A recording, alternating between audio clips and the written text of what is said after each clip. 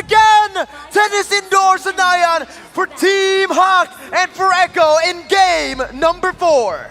As both sides now walking into the game, both teams are trying to get as much vision as they can. They both play really aggressive. Look at Min, looking for vision immediately. And by the way, that's a sexy Ruby skin right there. Yep, I wonder what it is. The Aspirant skin, released a month ago, and you just gotta grab it. I think the timer's running out on that. Go get it. Now, look at this aggressive move by Min. Checking in. Can he get trapped in by Yawi and Sanji? Uh-oh, it's also a lane swap. Once again, the Malaysian swap here. As Min jumps in, is able to actually buy some time here, flickers out to safety.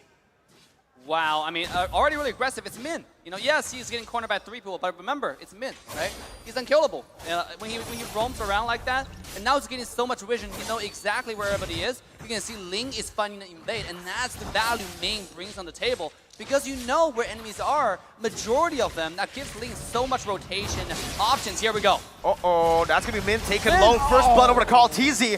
Gary's not level 4 just yet. Has to wait a bit, and Carl TZ so far is doing really good. Gary, though, finally gets level 4. Doesn't decide to commit. Carl TZ follows through with a Mountain Chakra, now revealing everyone on the map, too. Impressive target acquisition by Carl TZ here. M2 Grand Finals MVP. You saw how he knew that the orange wouldn't reset, and then he just picked off Min and then moved on. Wow. Yeah, very accurate. Now 15 seconds before the turtle. Min is level 3. We have about 3 level 3s right here, actually, from the side of Hack. And you have more, I think, the same thing, about 3 level 3s from the side of Echo. It's a completely even game so far. Now, with the late game scaling, likewise says, this is looking good, actually, to the favor of Echo. It's just, again, right? Team Hawk were trying their best to invade the enemy team, but it actually just gives Echo a bit of an edge, because now Carl TZ, he got a first blood. Sanford as well on that winning lane, able to get to the turtle side first. The mid control is fully controlled by Echo. And this is where you start to question, is this Yisun Shin going to actually snowball? Is this going to change the landscape of our metagame? But again, it's been, what, 2 minutes and a half? 2 minutes and a half, we can't say exactly that Yisun Shin is the new hotness again. Not yet. Some people like the meta, some people don't, but to me, the meta is just versatile, right? I agree. Is it going to change? We don't know, because everything is possible. Like, you can have hyper carry jungle, or you can go to the goal lane. Here we go on the top side, though, Sanford. Lola going to be able to bring him back now. The Demonic Force is ready, and that's going to be a knockout by the Tempest of Blades. Good kill over to Gary. Lola just funnels it back onto Gary for more damage so that he can actually dive in towards the Yisun Shin later. And just as Min has done throughout all games in this series, he's doing so much. He's moving around. You never really know where that show is. And I think that's what makes these 2-man engages from Team Hawk so scary, because you're never sure if the Cho is around. You're never sure if Min is around. And look at that. Quickly making work. They converted from that 1 kill on Sanford into a turret. 3 minutes in, by the way. That's an early tower. And again, a lot of people don't see this, but I'll give a lot of credit to Min for giving the vision so Ling can roam freely to find the kill on the top side and then move that to a tier 1 tower 3 minutes in. That is absolutely insane, because even though the gold looks very similar, there's not too much gold differences right now, but open up the map will open up the snowball. And that's the word, that's the focus of this series. Yep, about 20 seconds away from the second turtle. Might be more room for Team Hawk to do it, because again, they did pop that left part of the map for them. The top lane, tier 1. Bottom lane, though, what's Benny Cutie to do against Panda, given that they have gone back to their natural lane? Yeah, now look, the second turtle. YSS already moving the turtle to the blue side. Here we go. Min going to be able to jump in now. Looking for Jikundo and the way the Dragon to bring Yaoi back, but it's going to be Sanford who finds a Petrify onto 3. Gary gets a Tempest of Blaze onto Yaoi, finds a kill. Sanford still on the back line, knocking man up, but Gary picks up the turtle and goes back in on the Carl TZ with a double kill now onto Sanji. He's looking for a triple. He dives in under the tier 2, but he's not going to be able to find it. Sanford still hunting. Lola getting out. Gary dashing out of the wall, but Furious Dive follows it through. Gary's still going to be able to actually get out Sanford, now caught in a bad situation as he's 1 HP, and that's the kill picked up by Lola. The passive does its thing, and it gets a trade for Sanford, but that is value for Team Hawk. Oh my god, what a team fight there. You can see the value from the Demonic Force in that team fight in full display. We talk about what to do about this ultimate. You don't really have much choices right now at this point. You just have to wait for Lord to wait out the ult, you bait it, you dash, you commit a team fight, do the poker face that Echo like to do, right? Go bait out a skill and then just wait. I think that's probably the only option you have. So far, Team Hawk has grown into the series. They are ahead about 2K. Min admitting to the fact that ever since Team Hawk was formed under MPLMY, they were gunning for M4. Imagine that, being a qualifier squad, going straight to becoming champions, competing at the world stage. They catch Yaoi. Yaoi also getting brought back by the I'm Offended, terrified down. Min still looking for one more knock-up. Yaoi not able to connect his own I'm Offended. But in the enemy jungle, Carl TZ is gonna fall, and this was exactly why we thought it's not gonna work. Gary! Super fast hands as he just styles out of there. What a style there. I mean, just changing skills. And Karatiz is definitely falling off, right? You can feel like he doesn't have the damage or the survivability. If you don't have the support from Yaoi, it's going to be a problem. And here we go on the bottom side. You can see, thanks to the advantage they got from the jungle, they're able to push a bottom tier 1 tower. Oh, here comes the hook. Yaoi gets the I'm Offended. Panda still able to get out with the BMI. That's going to be the way Dragon popped in by Min, but it's going to be 2 members taken down. Make a 3-man sweep from Echo. The Filipino crowd has gone and made up their own cipher, a little dance circle out in the stands. But as we speak, Team Hawk back into their dominating ways here in game number 4. 6 minutes in, no turtles so far after that first one for Echo. So I can only imagine what Karl-Tiz is feeling. Is this the Yushin Shin you were talking about, Mirko? Yeah, I mean, again, based on my experience, I've played like 5 games on the Yushin Shin, the new Yushin Shin in this patch, right? And even when I get the late game, even when I get a few kills early on, I just don't deal as much damage as you would normally do. And now with just Panda also scaling up, I feel like Carl TZ might be losing to every single damage-dealing member from Team Hawk later on, even in the late stage when he has full items. Yeah, not only do you lose on damage, you also have to consider all this ball control is going to be diving you. And speaking of dive, bottom lane, Gary is definitely playing the carry role at this point. I mean, just finding push after push, and now Monitor Shocker, it's just way too much. And the siege as well, you can see. Every tower. Yep, THQ still in control, now 3K ahead, almost 8 minutes in. Let's check out the items, exactly what is Benny Cutie building up towards. Because, again, this is the one point I think that Echo is ahead on, right? That gold lane matchup. 5,700 gold compared to the Claude, which is still standing at 5,500. Honestly, looking at it right now. Look at the Ling though. Yeah, the Ling. 3.5K ahead. 3.5K go ahead. And look at the itemization, right? He went for the Berserker's Fury into the Windtalker, and now, if he gets that Endless Battle, man, Echo's gonna have a hard time, even if they have Yaoi to peel. That's so much damage, and even true damage coming off the Endless Battle. Yeah, this is only gonna be scary and scary as Team Hack continue to extend a control in the game. 12 seconds before Lord. The thing about the Ruby pick is, Ruby's early game is really not that strong. They're not too much CCs, they're not too much damage, and you can't really check vision because it's not that tanky either. So you can see now Ruby, unless he lands that hook, he's not going to be a primary tank. If you match that with Kartizi, who's also squishy, speaking of squishy, here comes Team Hack. Uh-oh, that's going to be the Demonic Force on towards Sanford, who pops into Black Dragon form. Min, so trying to disrupt, that's the I'm Offended, only connecting onto Min right now as he's going to be melted down, but that's going to be Sanford picking up the kill onto Panda. Man, able to trade that back as Lola still caught in the midst. Demonic Force buying a little bit of time before he gets bursted down by Benny. Killing Spree popped in, that's a 2-for-1, but Team Hawk find Lord. Team Hawk won that trade, I believe it was worth it. A little too messy, but Echo are finding what they need to find on the map to eventually get back into this game, shrinking that huge gold lead. It's a astronomical lead that Team Hawk has, especially on the team members that matter. But so far, I just noticed now, man, almost 10 minutes in, Echo only pushed 1 turret. Yeah, again, it's all about map control, right? In the first 3 minutes, we saw not too much gold differences, but because the first tower got taken down, that quickly snowballed into bottom tier 1, the top tier 2, and now with Lore coming in, even though the Team Hawk lost 2 people, Team Echo couldn't push a singular tower. Now the mid-tier one's gonna take him down because of all the aggression coming to the jungle. Oh, Carl Tease is gonna be assassinated there. Min, 1 HP. Sanji finds the damage, but Gary's gonna be able to actually get out. Lola now under the turret, jumps into the demonic force, not able to find Yaoi, jumps in once again.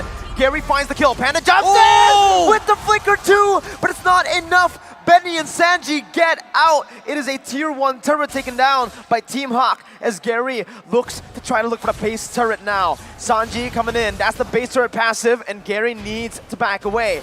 Tier 2 now in the mid lane. Gonna be targeted down and sieged down by Team Hawk. That's a clean capitalization by Team Hawk of that small win. Again, 3 for 3 across the board.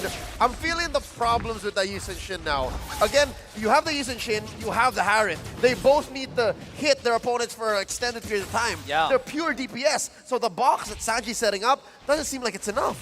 Yeah, and also they need to scale. But if you think about how much pressure Chao is giving on the map, it's not allowing them to scale, right? Ling is able to split push, find more tower, proc the high ground, the high ground tower's passive as well. I mean, this is too much pressure from all over the map from Team Hack, and it seems like the draft that Echo has is not paying them any dividends. I agree. I was one of the first downers towards the Yi and Shin, right?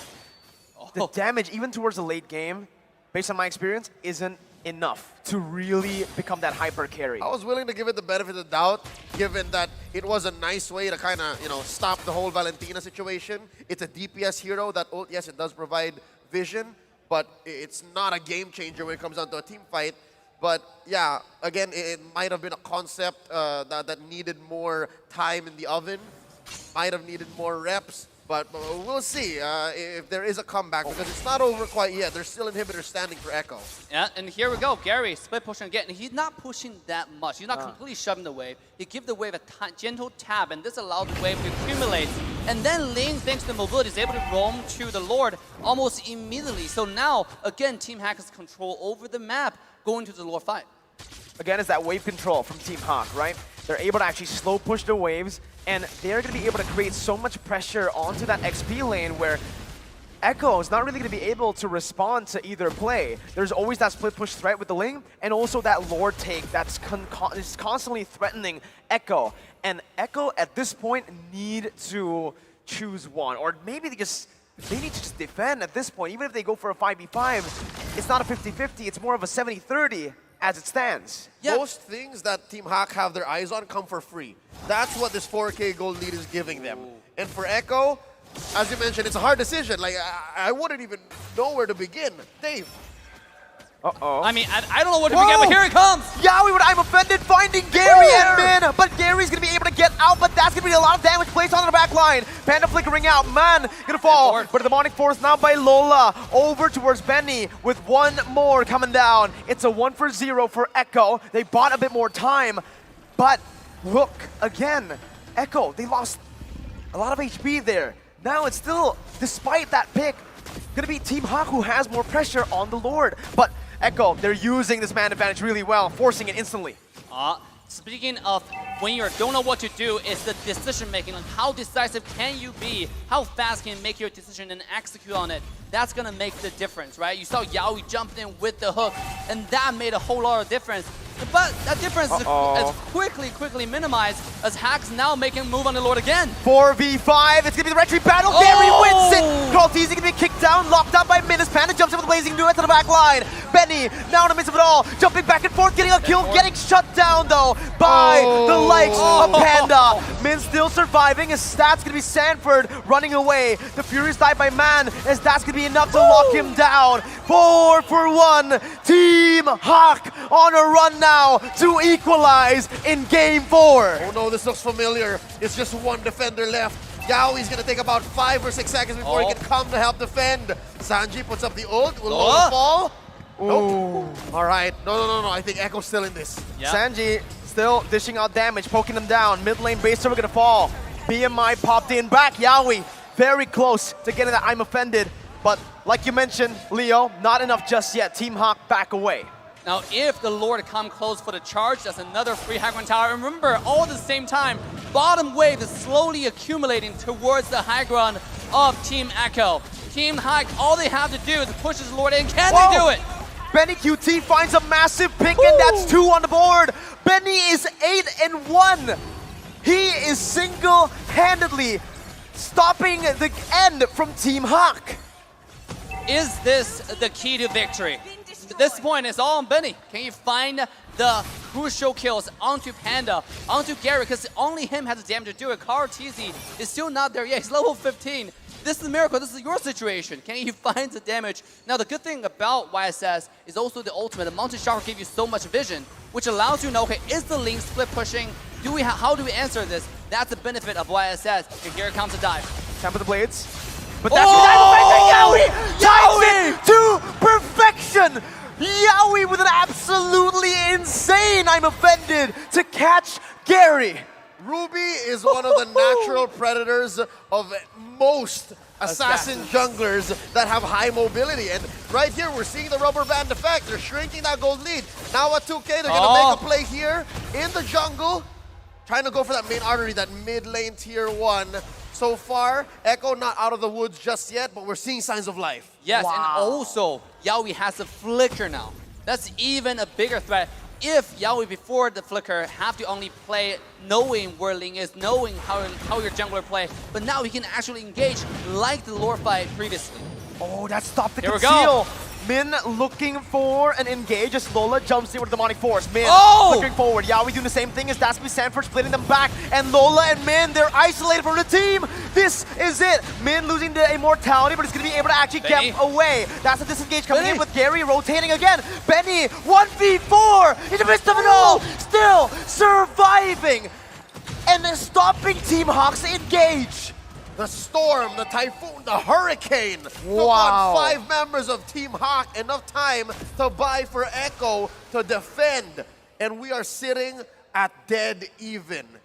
Now this is a deja vu because Team Hawk has a tendency to go a little bit sloppy in the mid to late game, right? Sometimes we saw that being punished heavily in the previous games. And this is a series, this is the moment where they have to hold steady and go for the next objective. You saw Chow, right? You had Min and Lola jumped in by themselves, disconnected from the team. That's very uncharacteristic of Hack, who plays very disciplined most of the time in the entire series so far. Here we go. Yaoi again finding Panda, but Panda's going to be able to actually dash out. Benny again, looking for the damage right now. The Blazing Duet will be popped. Gary to the back line as that's going to be the Demonic Force popped in as well. Yaoi with no I'm offended cannot actually peel for his team. Lola, Demonic Force once again onto the back line, onto Carl TZ, but still going to be able to kite away. You can see the damage being placed on. Lola still surviving for a bit longer. Carl TZ finally finishes him off, but Sanford falls as well. Both of the XP laners have been taken down, but the real world inflation comes down. Yaoi missing with I'm offended. Team Hawk still trying to get an opening here around the Lord. Yaoi gonna be taken low. Min on the flanks. Panda in the mid lane, looking for the base. Right now, as Gary jumps in, helping the mid laner out. Carl TZ finishes Min off, using the Mountain Shocker to buy some time. The mid lane will be pushed in. Team Hawk with one cannon minion. Carl TZ rotating down. They're getting it. Gary and Panda will end the game to equalize against the tournament.